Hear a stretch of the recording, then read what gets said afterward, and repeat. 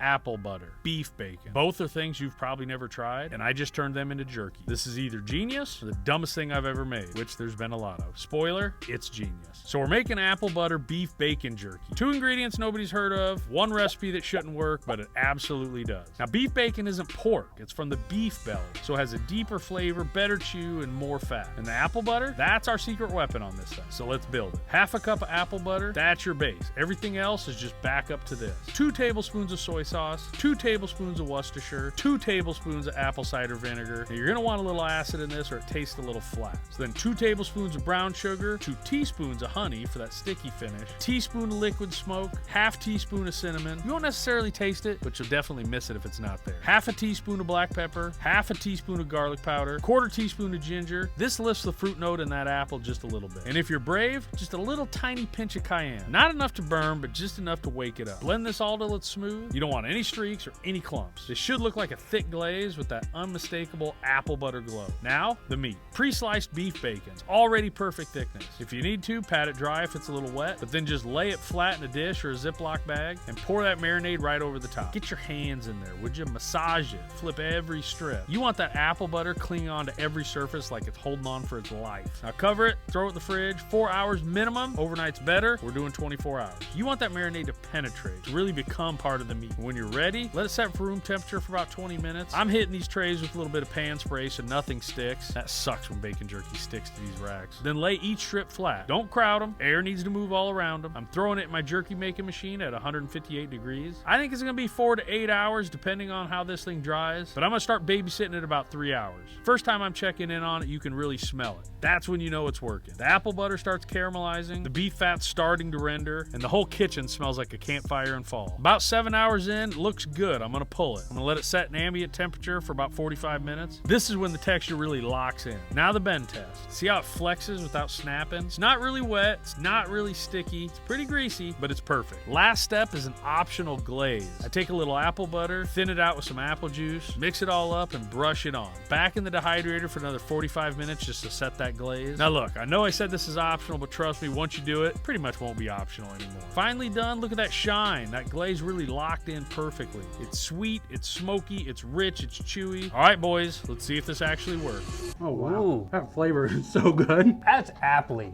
This is Hall of Fame flavor. I'm telling you, the beef bacon chew is unreal. The apple butter hits a little different. It's more savory than sweet. But I'm telling you, this one's a keeper. You need to make it. I'll see you next time.